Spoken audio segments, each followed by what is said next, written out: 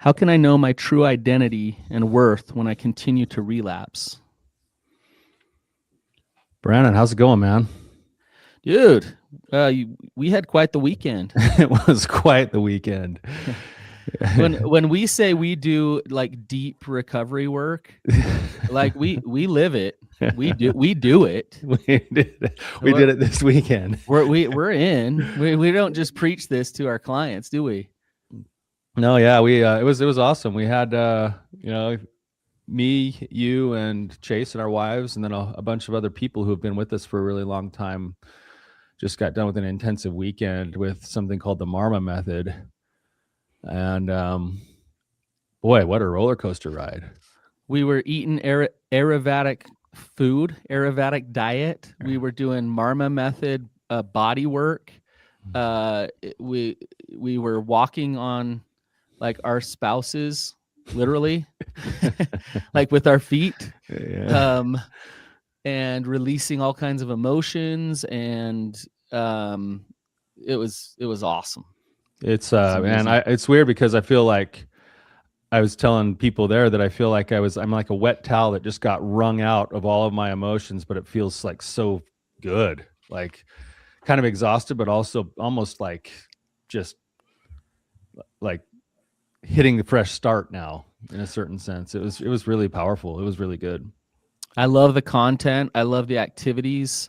I left feeling a deeper sense of like healing and connection to my wife. But I do want to say, Tyler, one of the best parts is just spending time with those people that we have in our community. Like, oh, they're the best. Man, yeah. What we had probably, what was it? The 6 of us plus another, 7 couples. Well, 6 couples plus 2 single guys that were paired up with each other. Yeah. And just to be there after the work every night and to just kind of be with your tribe, be with your people. Like this was a buy invite only. So it was really rewarding. If you want in on this type of stuff, you got to dive deep into our community and the work that we do. But it was awesome. It was really cool. Yeah. So that's how we're feeling. We're feeling like, that kind of hangover. Like I've definitely got the hangover. I feel great, but I'm tired. The healing hangover. But I think we're grounded and ready to roll here. So we have a really awesome guest with us, a fellow therapist, which is awesome. But Josh, welcome to the show. Thanks for having me, Brannon and Tyler. Yeah. If you could give us a little bit of background, tell us what's happening with you, and we'll go from there. Yeah, well, first and foremost, I already told them previously, but I'm huge fan of y'all's podcast, The Therapy Brothers. I've been listening to it ever since I started in my master's program up at Utah State. Just a little bit about me. I am a licensed marriage and family therapist. I'm originally from the Bay Area, moved out here to Utah at the start of my bachelor's, where I attended BYU. I majored in psychology, and then I finished up my schooling up at Utah State at their marriage and family therapy program. I'm married. I've been married for 4 years. We don't have any kids yet, but yeah, we are definitely in the process of trying. We have a cat who's our little furry baby. But yeah. What's your cat's name? Mochi. So Mochi. Oh man, I love Mochi. Yeah, love the name. Yeah, he definitely lightens the mood in our household, and just love the cuddles. He was just clawing at my door trying to get in for this. But, nice. Gonna leave him out for this one. Nice. Yeah. So what's going on with you, Josh? Why have you come on? Talk to us about the question that you have. Yeah. So, the question being, how can I know my true identity and worth when I continue to relapse? So currently in my work, with clients, I specialize in working with individuals and couples who are coming in, whether it be at the very, very beginning of their recovery journey, from sexual compulsive behaviors or unwanted sexual behaviors, typically pornography, masturbation. And I find recently in working with clients, I feel like this is a common theme. I don't know if it's just because of the gloomy weather outside, but I think a lot of my clients are kind of struggling to find some of the motivation to keep on in the recovery journeys, whether it be, work they've done previously and, let's say another recovery program or 12-step program, meeting with me as a therapist, doing some of the deeper healing work. I'm just remembering, some of my clients kind of saying things like, I generally know my value system. I know like what I'm supposed to be doing here, right? When it comes to, really wanting to get a handle on, some of my behaviors. Some have spouses that are affected by this as well.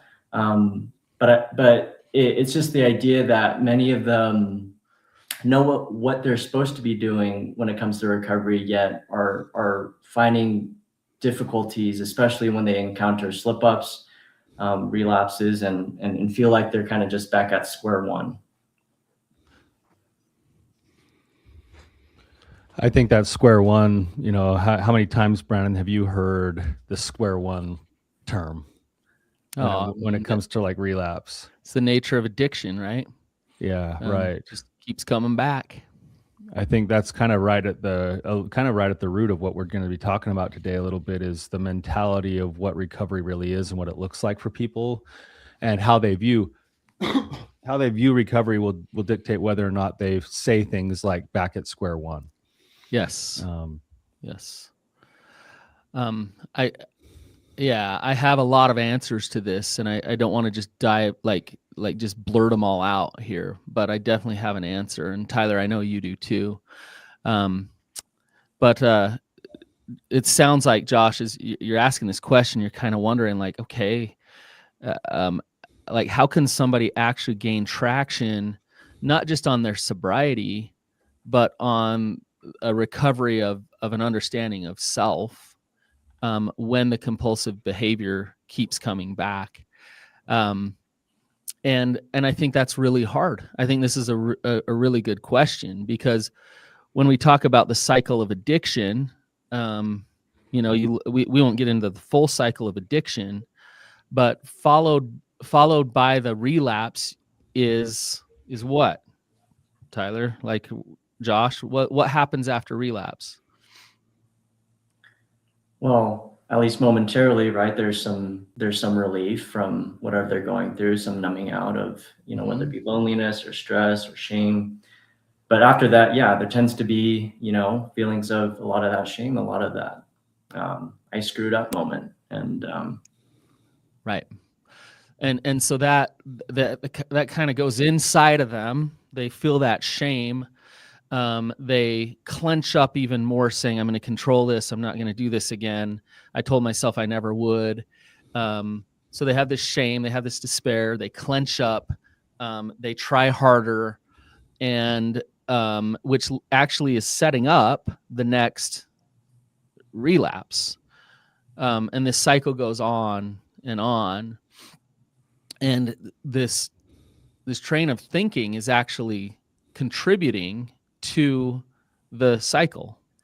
And so the whole paradigm, Tyler just said it, the way that you view recovery really affects whether or not you're going to make progress toward really finding peace again within yourself.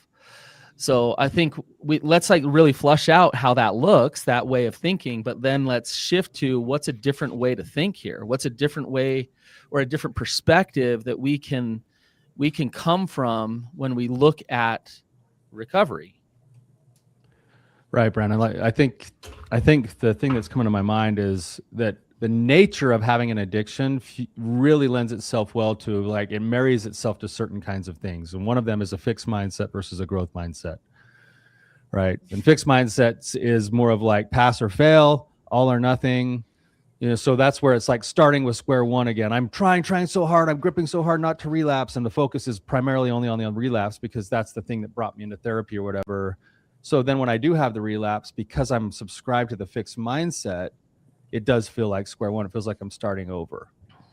Whereas it's, it is important, I think, because when we relapse, we are engaging in something that is against our values. We're betraying ourselves in some way. And so there's going to naturally be some fallout afterwards as it relates to our value system. We're going to feel guilty. We might feel some of that shame that's there. The shame is the one defining us. The guilt is like, oh, that didn't line up with who I want to be, right? And Brannon, you and I, we don't put a whole lot of stock on like get sober, right? Because we've come from a world where that was such a high focus that it's not that getting sober isn't important. It is, but that was always the primary focus. But I do think it is important still. I'm remembering this. I hope this will make sense to you guys, but I once tried out to be a firefighter a long time ago. Back when you're floundering around figuring out your career. I'm like, I just barely finished my master's degree. I'm basically in the same spot that Josh is right now. Just barely finished my master's degree. So I'm let's go be a firefighter, carve out a living. And I'm like, man, but I've always kind of wanted to be a firefighter too. And I saw like this advertisement, like, hey, come try out to be a firefighter. So you go take this test, and then they let like the top 30 people go to the physical test. And so I got to go pretend to be a firefighter for a day doing the physical test. And as part of the test, there's this obstacle course that you do where you have to like climb to the top of a ladder and come down. And then you have to like hammer through a door. And then they hook you up to like a sled with like 100 pounds on it that you have to run so many yards with. And that's the part that I'm thinking about right now is when you get hooked up to that sled, you can still move forward, but you move a lot slower.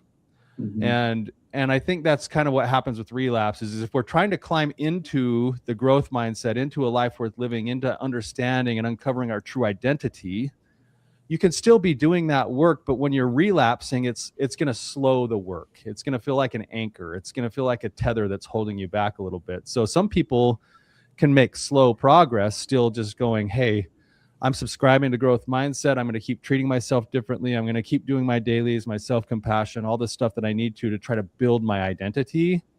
And it'll probably be slower, harder work if I continue to relapse. So if I could also not relapse, but really put the focus on the becoming part of the who I am part, then that's where recovery can accelerate.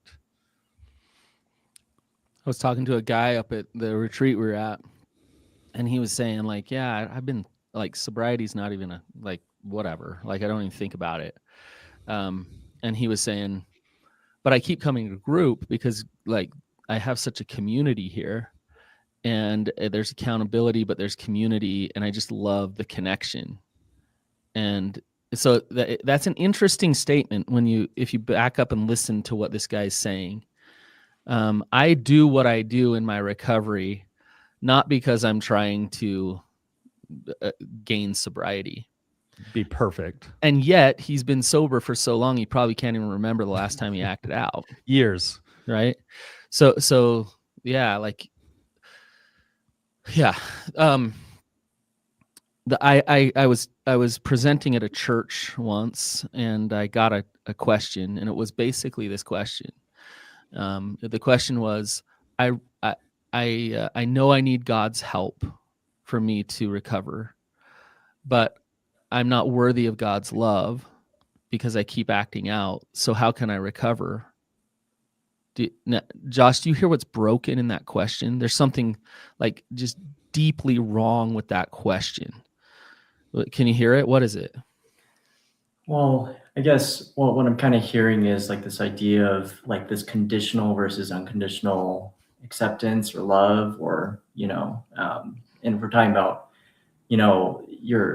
this guy's relationship with God. He's essentially pinning a lot of his worth to essentially his performance, and in the midst of slip ups, right, or relapses, there tends to be this conditional way of thinking, right, of how he perceives that acceptance and being good enough, or being worthy, right, of God's love. That's a good, well put. There's an earning it component. Mm-hmm. What does sobriety have to do with self-worth? Yeah, I love what both y'all been saying. How I kind of explain this, I guess, to clients is, sobriety is, at least in starting, right? I kind of think about it. You're needing a lot of momentum when it comes to, essentially gaining momentum on working on some of your goals, some things that you're working to, whether it be honest with your partner, connect with a greater community, connect with yourself, and really, work on those deeper, whether it be attachment wounds or coping skills. But how that kind of fits in, how sobriety fits in then with, kind of self-worth is that, it's kind of that momentum that builds towards, I guess, as one sense of self-worth. But it's not everything, right? Kind of both y'all been explaining this idea about, recovery is this overarching idea of like, who are you becoming as a result of a lot of this, right? Yeah. Is sobriety connected to someone's worth? No, it isn't. It's not, is Right. it? That worth is unconditional, right? It's inherent. Right. So I think like we really got to back up to the very beginnings of recovery, because if I start working a recovery process from a place of self-rejection and behavior modification and change, I Right. can do a lot of things in recovery that look really good and do them for the wrong reason and drive home the very thing that is driving my addiction. So my recovery work will drive my addiction. You understand what I I'm saying? just had this moment. I think I mentioned this the other day, Brannon, but I was in group and I had a guy, we do the healing journey, and one of the first assignments is that they just kind of keep track of what we call the daily charge for a month and just see how it's going. And he came and he got on our meeting to report on his daily charge after 30 days. And he had this like sheepish look on his face. And he was kind of like hunched in. He's like, guys, like I got like an average of like, I basically did 17 out of 30. So I kind of like really suck. He was like kind of like coming and reporting, like, and you could see the body language of just like pure shame, like pass or fail. Yeah. Which the whole purpose of the assignment wasn't to hit 100% of the daily charge. The purpose of the assignment is to start becoming aware of the dance you live in your life and what fills your tank, what hits your heart, what helps you like find the juice to go with the right energy every day. And yet here he is using a tool for recovery to shame himself. Yeah. Right. Instead of like, oh, look guys, look how bad I did and look how much I failed. It's like, no, that's not what this is about. Right. Like that's the whole point. We're trying to break through that, is like, let's come to know yourself. It's really Tyler, hard to on the that. flip side of that, I had a client who was sober for like 3 years and used it so pridefully that he would flaunt it all over the place and throw it in people's face and just talk about how like and his sobriety was too much. It was like, that's not recovery either. So you can hear in your example, Tyler, of like, he's doing 17 out of 30. Like, why isn't he focusing on the 17? And did any of the 17 actually fill his tank? Right? He's looking for how he's a piece of crap. Yeah. And my guy deep down feels like he's a piece of crap, but he's trying to prove to everybody through his sobriety. None of this is recovery. Like, none of this is actual recovery. And yay, he had 3 years of sobriety and his wife didn't trust him. His wife was disconnected from him. His attachment wounds were very apparent everywhere he went. He was a dry, drunk, porn recovery guy, right? But he had to cling to sobriety because that sobriety meant it was attached to his value. Right. Yeah. So like the shift in thinking here, I think it's so hard because the knee-jerk reaction is, I have this behavior that's causing me problems in my life, and I need to stop this behavior to be okay. And not just be okay in terms of like not have the consequences of the acting out, but a deeper level of okay, of I am okay as a human now because I stopped this behavior. And it's a natural knee-jerk reaction to try to fix this, but it doesn't solve the problem. It drives the problem home, and there's a whole different way to look at this and to respond to addiction. So Tyler, do you want to speak to it? Like I could rattle it off here, but do you want to speak to it? Yeah, I'd like to hear what Josh is thinking too as you're talking, Brannon. Yeah, no, I love what both you're saying about this, and I'm just keeping these clients in mind as y'all are talking, and kind of just the lens in which they see things, right? Brandon, one of the things you're kind of talking about, I feel like a lot of my clients could resonate with, just this idea of like, I know my value, I know my value is not, like, logically, right? Cognitively, I know my value is not attached to just like my behaviors or whether or not I have a slip up or not, right? I know that my worth is beyond that. However, emotionally, right, on more of an emotional, visceral point, a lot of them, do have a hard time detaching, I guess, their behavior away from their worth, right? It's like, well, the whole idea about that 1730, it's like, yeah, like I am aware that I am putting in some kind of effort, like coming to therapy and being able to kind of work on my goals of connecting with myself and other people. Yet, I guess where my mind's kind of going to with some of my clients is that there tends to be some deep-seated belief system or old beliefs surrounding this idea of my worth is tied to my performance. And I don't know, and we uncover that based off of childhood experiences, whether it be at home, right, how they're raised, or in a religious setting, or school. I think there's just so many, the society we live in, there's a lot that's kind of wrapped up in the metrics, right, and in our performance, whether it be like grades in school or worthiness at church, and all these things. That belief system not only drives the addiction, but here's the hard part, Josh, as you're saying this, you're absolutely right. That belief system masquerades as the thing that's going to help them get better. And so it's really hard to challenge it and let go of it. It's like, well, I need my shame, and I need my force, and my control, and my, like, I need that. I need to, like, make sure that I reject this in order to be okay. And so it's really kind of uncomfortable and scary to say, wait, I'm going to start with like full acceptance of all of it, full acceptance of self, and not reject me and who I am as a sexual being. I'm going to replace shame and self-rejection with curiosity. I'm going to replace running from my fear with courage. I'm going to replace isolation with connection.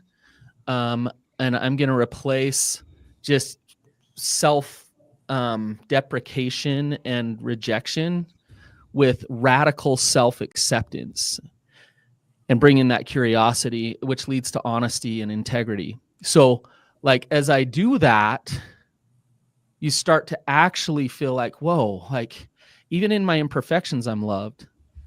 I'm talented. I'm unique. Like, my sexual template isn't weird. It's beautiful. It's okay. It's unique. And that is the essence of recovery and where it needs to begin. So I think, coming back to what you were saying, Josh, it's like, it's an emotional response.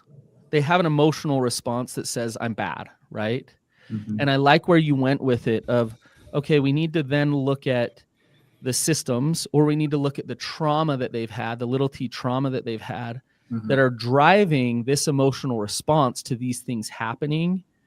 And how can they shift those paradigms or perspectives, the lens that they have, so that they don't have that emotional response, and work recovery from a totally different way. So, did I make any sense there, Josh? What did you hear me say? Yeah, what I'm kind of hearing is, I think a lot about, IFS and parts work here, but essentially if we're thinking about this part that they're rejecting or trying to keep in check, right? Their sexual being, a lot of them have the sense of the sexual being is evil, right? It's corrupt. It's a liar. It's all these things. And essentially because that is a core part of who they are, right? I like what you're kind of saying in that it's almost like, yes, they're rejecting this part in order to keep it in check and have control over it. They're going to maintain these views about themselves, right? And we know that that is a huge barrier when it comes to self-acceptance. And so I like how you kind of framed that in terms of, yeah, I know I have to change how I view myself, yet I'm not willing to do that. Right. Well, yeah. Very counterintuitive. I think sometimes it's not even a willingness thing to begin with. It's an awareness thing. Most people come into our offices and the problem that they're presenting with is their pornography or compulsive sexual use, right? And the way that we look at it is that the acting out is the manifestation of the other deeper problems. And so we're already starting from a different viewpoint than where they start from. And so some of the beginning work that we're really trying to do is to get them to actually become cognizant and aware that there is an actual belief system that's driving this. And so we use the analogy of a tree where one of the fruits is the pornography use and then the shame that comes with it or whatever else. But the branches are the way that they show up in their lives, and the trunk is the core beliefs that they've adopted into their lives a lot of times without even knowing they've adopted those beliefs. And those beliefs were formed from this root system of the tree that is all these life experiences that somehow taught me that I have to perform for my value, right? And so once I become conscious of that, and that's a whole lot of what the work is opening up the consciousness. Then the work starts to do all the things, Brannon, you're talking about, which is like self-compassion, self-acceptance, doing the daily charge to care for self and connect with your heart rather than to get sober, and part of what I think you were saying here is like, and this is what we believe, Brannon, I had this happen this weekend a little bit. There was one little activity that we did, and I don't think it was geared towards this principle, but there was a safe space with a targeted activity that led to me having an emotional experience with myself where I felt like a deeper sense of just pure love and acceptance of who I am, of everything, my physical body, the way I think, the way I operate in the world. And I was just left in this space, and my partner was there kind of just being a witness to this, holding it. And something deeper than just my head started to shift. It was like, like I feel like I've done a ton of work and I like myself. And now I'm walking away after this weekend liking myself even more, like in a genuine, wholehearted kind of a way. And it's those emotional experiences that go along with the awareness that then start to kind of recalibrate and change the way that we want to see ourselves, our lives, the world we live in, etc. Yep.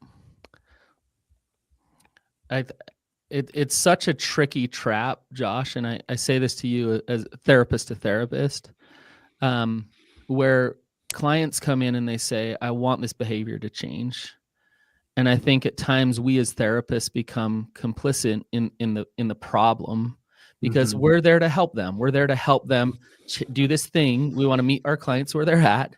So we're going to do everything we can to help you white knuckle your way to some more sobriety. And I've done a ton of that work, and believe that work's not bad work. It's good work when it's got the bigger picture in mind. I'll still do relapse prevention work. We'll do mindfulness. We'll practice overcoming compulsive behaviors, all those things. But with my clients, they know underneath that we've done that parts work first, and we've done that work of self-acceptance first and foremost. I think of it as here's an analogy for you. It's like there's a stallion. So Josh, let's say someone gifted you a beautiful stallion, right? Whatever color you want, can be white, black.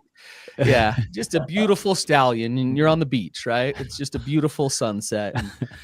But there's the stallion, and you really want to use the stallion, to ride it, to connect with this stallion, to have trust. And so you go hop on the stallion and you just start whipping it, just start beating it to death to try to get it to do what you want it to do. Like you're brutal to it. How's that stallion going to respond? Probably I won't have a stallion after that. The stallion's probably going to run away, or I don't know. It's going to rebel, or it will comply and just be miserable and depressed and not like be in its glory, right? Mm-hmm. Let's say you see the stallion and you see its power and it's just how majestic it is, and you think, I can't get close to that. That's scary. Are you going to be able to train that stallion? Brannon, you're giving away the whole storyline to the Black Stallion. You're not going to be able to train it if you don't get close to it, right? No. So like, and you guys, you can see what I'm comparing this to, right? You want to see its beauty and see its power, and like get to know it and be with it and harness it and train it so that it's a beautiful part of who you are. And that isn't taught about sexuality in many cultures. And what is taught is, don't go sit on that stallion, take your sexuality, put it in a box, reject it, beat it to death, try to get it to fit in this box exactly as it is right now. And then you'll be in recovery. And let's call that recovery. Mm-hmm. And that's not recovery. Recovery is like running down that beach with the sunset on that beautiful stallion. While also not getting bucked off. Yeah, and you're not getting bucked off, but you know its power. You can feel its beauty. It's like you're there with it. So it's hard because it's hard to know where to start with clients, Josh. They come in, they're like, I need to get some traction. I need to get some sobriety. I'm all about that. That's fine. As long as also they're understanding, we're not going to use self-rejection to get you that traction. Right? What are you thinking, Josh? Mm-hmm. I love that. I love that analogy. You know, I do use a lot of analogies when it comes to, you know, working with clients and helping them to be able to relate to the bigger picture, right? I think kind of, you know, what comes to mind is, you know, I think a lot of, I would agree. A lot of clients do come in wanting that behavior modification, and essentially they want to be able to see results with that, right? And then I think, as you know, us therapists are put into a tricky spot where it's like, okay, like you're wanting to see this kind of results, and in doing so, you're also saying like we're also needing to kind of like reframe that, right? And reframe like what they're actually looking for, right? And yeah, I think if I'm thinking about the work that I'm doing, I think one kind of takeaway I'm kind of getting from this is just, yeah, spending a lot more upfront time with ingraining in them, right, this new model of what recovery is and what it looked like from the beginning. The overarching education of understanding that it's a bigger, broader process, that the sobriety is one piece in a bigger, broader process. That seems really important. You know, Brannon and I, tonight, Brannon, we're doing week 5 of our foundations group out of 6. It's a 6-week class that we do where we basically get people started who are just coming in pretty fresh most of the time, with D-Day has just happened, or they finally want to take some steps forward. We have a 6-week course that we do. Tonight is our toolbox night. So we're on week 5 and we're just getting to the tools for helping you stay sober. And we're still gonna, it's like a delicate balance because we need to teach those tools, and those tools are important. And the people who signed up, they're thinking night 1, night 2, night 3, night 4, all 5 nights, we're going to get tools on how to stay sober. And instead what they're getting is, hey guys, let's paint the big, broad picture of what's really going on. And now that you guys understand the underpinnings, let's put some of these tools in to help you.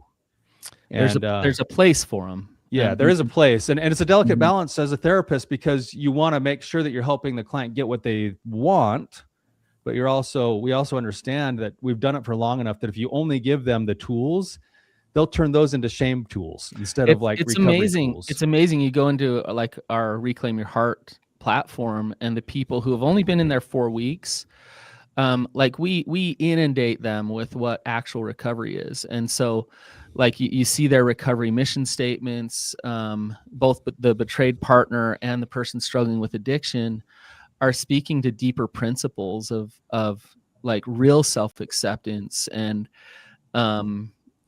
just power, like stepping into who they truly are. And now we're going to equip them with tools to use to really step forward with that. But the foundation has been laid. And here's the tricky part, Josh. Those people, like let me explain this if I can. Those people did not come in like really wanting to talk about those things. They didn't expect to talk about shame and attachment and mindfulness. Well, and deep trauma healing recovery and like what that actually is. What do you think they came in looking for? I mean, everything you all mentioned, right? They want to come in looking for the quick fix it solutions, and they want to see increased in sobriety dates, and they just want to kind of smooth things over, right? And just kind of move on from that. Stop the behavior, right? Mm-hmm. And it, like, please, just like we don't want this thing that's causing all the problems in our relationship we want that to stop. And then they get this like, oh, like take a betrayed partner where it's like, oh, like I have to do my own recovery work and even do my own trauma work so that I can be strong enough to have healthy boundaries in a relationship so I can protect myself from being hurt by someone who won't work a recovery process. Versus like, oh, I'm here to support them to stop that behavior. Here's another tricky thing to throw this out there. With betrayal trauma, you bring someone in who's acting out, and to help somebody who's experienced betrayal trauma, to understand that, look, your partner accepting their sexuality and who they are is actually a good thing. That's scary. It's a triggering thing, right? So it takes some real education and understanding of, we're going through this front door of self-acceptance because that will give them the power to harness the power here, right? Versus we're going to help continue the self-rejection. A partner will sometimes want that self-rejection to continue because they think that will make them safe. But it doesn't. It drives the addiction. So anyways, Josh, we're running low on time. Any last questions, thoughts that you have? Insights, things that you would teach your own clients? Mm-hmm. Yeah, I think one of the things I'd like to take away from this to kind of use with some of my clients is certainly the idea about helping them to see and gain that awareness that these tools that we are very much learning in therapy, that many times they're using that to further shame themselves, right? And to kind of reinforce some of those beliefs of not being good enough or that self-rejection. And I think the more that I could be doing that, the more they could be seeing that self-sabotage, right? And that really helping to kind of just peel back the layers of that self-fulfilling prophecy that tells them that their worth is tied to their performance. And I think that is an interesting point that, yeah, this does show up in partner relationships, not only with how they view themselves and also how their partner sees them, right? And this idea about safety and control and, I guess predictability, just keeping that, horse tamed, right? I think that belief stems from both of them collectively. And so, yeah, I appreciate this. I think this is really the boost of energy and motivation, even as a therapist, continuing to work with these clients and, doing the good work of recovery, I will be starting my own practice, Big Valley Therapy, in beginning of March. And so, I think this is just kind of, a plug-in for that. But yeah, I'm excited to continue to help these individuals and couples in their healing journeys, and more than anything, being able to accept themselves for who they are, and to really be able to be the leading factor in their life. Josh, as you start that practice and working with addiction, I would say start with IFS and ACT. Don't start with CBT and even DBT. You understand what I'm saying? Like IFS holds the kind of key to this self-acceptance model. ACT does too. CBT is wonderful when used at the right moment. Tyler and I think Tyler was, but we were trained that the way I was trained with substance abuse was you don't start with trauma work. You start with CBT. You start with behavior modification, because if you do trauma work too fast, they'll just relapse like crazy. And I've found that not to be true. What I found is we start with at least an understanding of the trauma work, and even a stepping into some of that trauma work, as we then incorporate some of those CBT skills, and then like go through the whole process. Start with ACT, start with IFS, don't start with CBT. Tyler, any thoughts on that real quick? No, I agree with that. I use DBT skills for some of the emotional regulation and the like resourcing to help them deal with the stress of the trauma work. And then those tools also correlate really nicely to sobriety work as well. But the goal is the emotional work, and that's just how we do it. And I got to say, Josh, being someone who's kind of stepping into this world of therapy, getting ready to start your own practice, it's nice to have the energy of a like-minded therapist here. There's like a shift. There's kind of like a turning of the tides that's starting to happen with the way that we approach these addiction things. And we need more people who see it from a more whole person kind of a way. So it's awesome that you're here talking about these things. I wish, want the very best for you with your practice. And Tyler, we're the old guys, and this is the next up and coming generation. Next generation. Awesome Josh is here. Yeah. If we can help you in any way, Josh, in any way, I'm happy to support you, help you. And just hopefully you just do so well and help people in their recovery journeys. And really grateful that you came on the show today. Awesome. Well, thank you for the opportunity. Yep. Yeah. If this is meaningful to any of you, if you know somebody who would benefit from this, please feel free to share it. That's how we reach people, and that's how we help people. So until next time, keep on keeping on.